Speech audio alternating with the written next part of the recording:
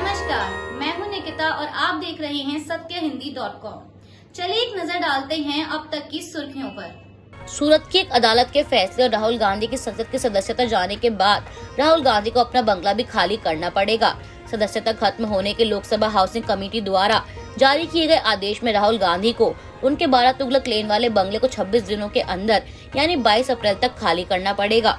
बता दें 2019 के मानहानि मामले में सूरत की एक अदालत ने उन्हें 2 साल की सजा सुनाई थी, जिसके बाद उन्हें लोकसभा सचिवालय ने अयोग्य करार दिया और उनकी संसद की सदस्यता को रद्द कर दिया था। बिल्किस बानो मामले में आजीवन जेल की सजा पाए 11 दोषियों को समय से पहले रिहा करने के गुजरात सरकार के आदेश पर आज सुप्रीम कोर्ट में सुनवाई हुई और जस्टिस के.एम. जोसेफ और जस्टिस बी.वी. नागरत्ना की बेंच ने मामले में बड़ा दखल दिया है।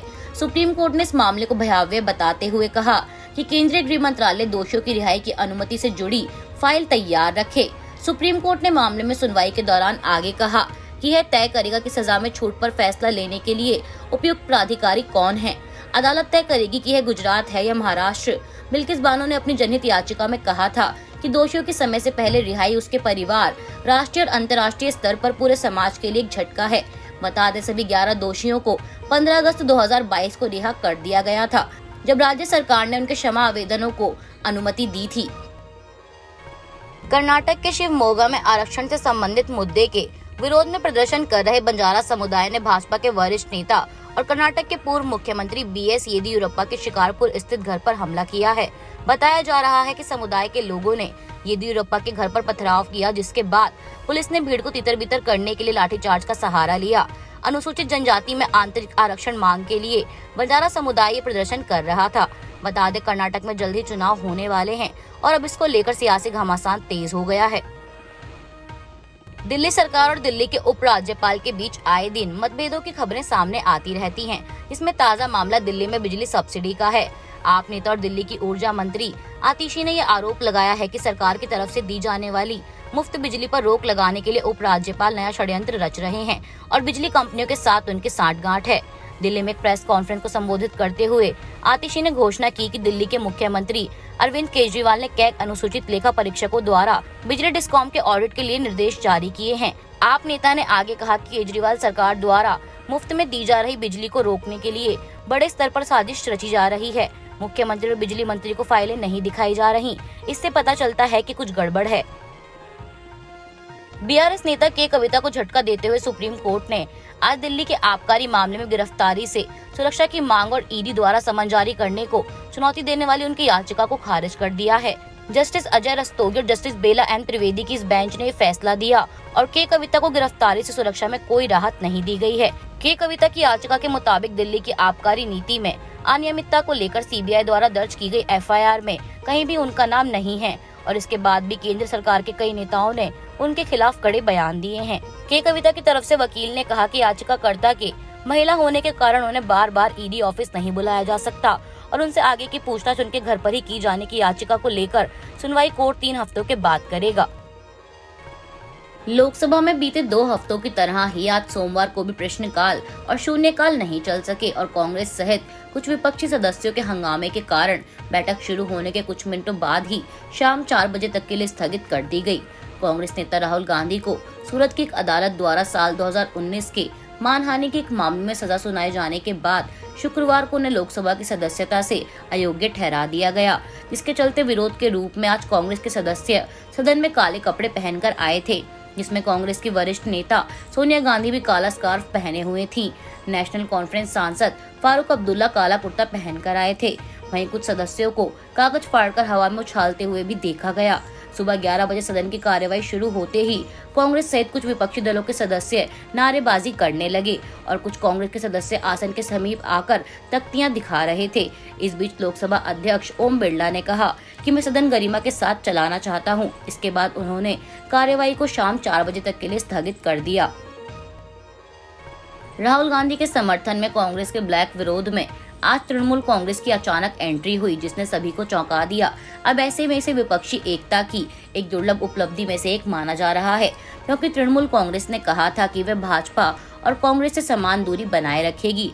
आज कांग्रेस प्रमुख मल्लिकार्जुन खड़गे के कार्यालय में बड़ी रणनीति पर बैठक हुई, जिसमें प्रसून बनर्जी और जवाहर सरकार ने टीएमसी का प्रतिनिधित्व किया। बताया जा रहा है कि इस बैठक में संसद से राहुल गांधी की अयोग्यता पर विपक्ष की रणनीति पर चर्चा हुई।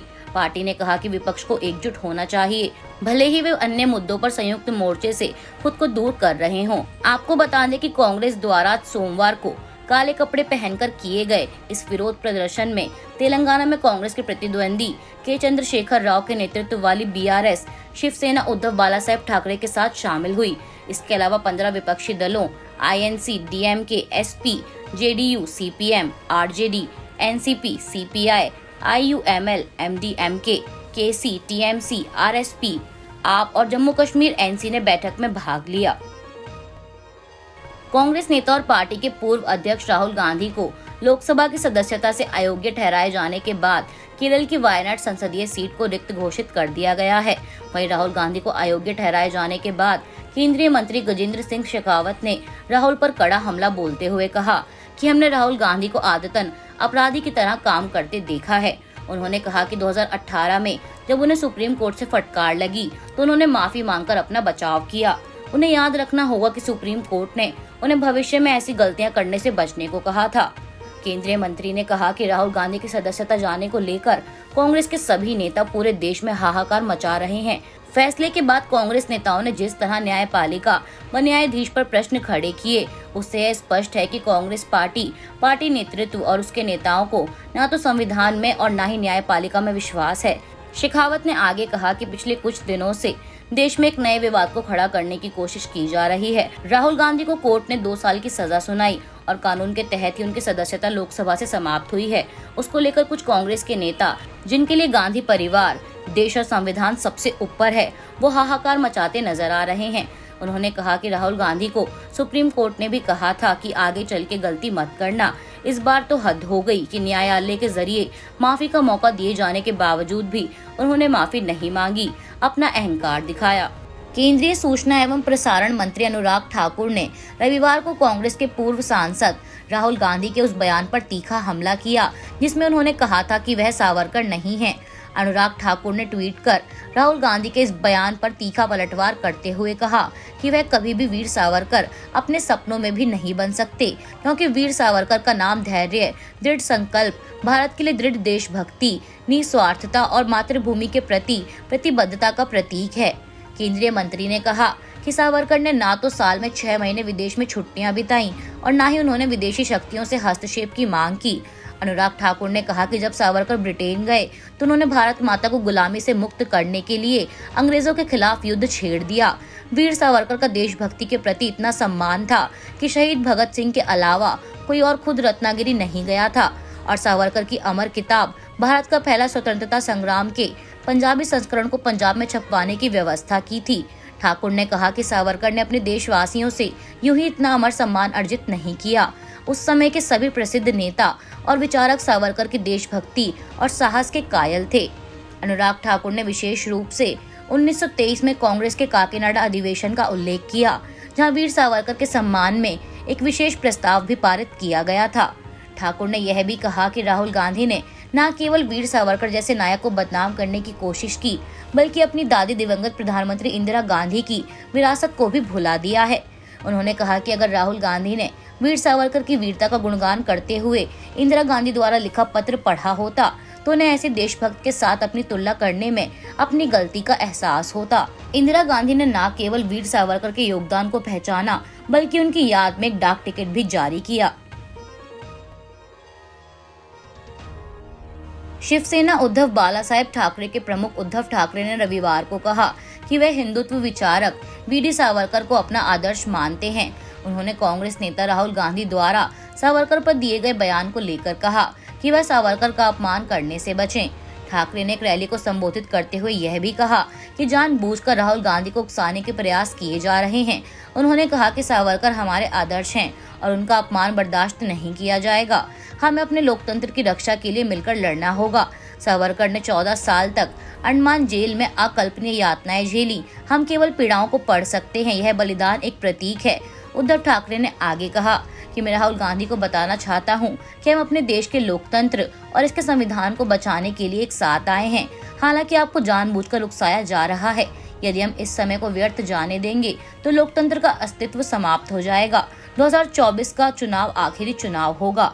गौरतलब है कि सूरत की एक अदालत द्वारा 2019 के मानहानि मामले में दोषी ठहराए जाने के एक दिन बाद शुक्रवार को राहुल गांधी को लोकसभा की सदस्यता से अयोग्य घोषित कर दिया गया, जिसके बाद राहुल गांधी ने शनिवार को दिल्ली में एक प्रेस कॉन्फ्रेंस को संबोधित करते हुए कहा था कि मेरा नाम सावरकर नहीं है, मेरा नाम गांधी है और गांधी किसी से माफी नहीं मांगते हैं।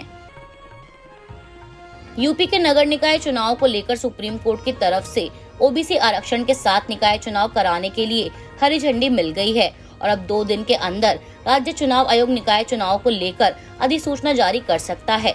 दरअसल राज्य सरकार के निकाय चुनाव में पिछड़ों के लिए आरक्षित सीटों की जारी सूची पर विवाद होने के बाद ये मामला सुप्रीम कोर्ट तक पहुंचा था। इस मामले की सुनवाई करने के दौरान यूपी सरकार ने कहा कि ओबीसी कमीशन बना दिया गया है और कमीशन ने अपनी रिपोर्ट सौंप दी है, जिसके बाद सुप्रीम कोर्ट ने ये फैसला दिया। सुप्रीम कोर्ट के फैसले के बाद यूपी के मुख्यमंत्री योगी आदित्यनाथ ने इस फैसले पर ट्वीट कर कहा कि माननीय उच्चतम न्यायालय द्वारा ओबीसी आयोग की रिपोर्ट स्वीकार कर ओबीसी आरक्षण के साथ नगरीय निकाय चुनाव कराने के आदेश स्वागत योग्य हैं। विधि सम्मत तरीके से आरक्षण के नियमों को पालन करते हुए उत्तर प्रदेश सरकार समयबद्ध ढंग से नगरीय चुनाव कराने हेतु प्रतिबद्ध है। अफगानिस्तान के काबुल में सोमवार को विदेश मंत्रालय के पास स्थित एक बिजनेस सेंटर के सामने एक भयंकर बम धमाका हुआ, जिसमें 6 लोगों की मौत की और कई अन्य लोगों के घायल होने की खबर सामने आ रही है। काबुल में एक अस्पताल संचालित करने वाले एक एनजीओ ने ट्वीट कर इस बात की जानकारी दी कि इस धमाके से मरने वालों में एक बच्चा भी शामिल है। हालांकि इस धमाके की अब तक किसी ने भी जिम्मेदारी नहीं ली है, न ही तालिबान की तरफ से इस पर कोई बयान आया है, मगर वहां मौजूद लोगों ने इसे भारी विस्फोट बताया है। बता दें 3 महीने में ये दूसरी घटना है। आज के लिए बस इतना ही। बाकी की खबरों के लिए बने रहिए सत्यहिंदी.com के साथ।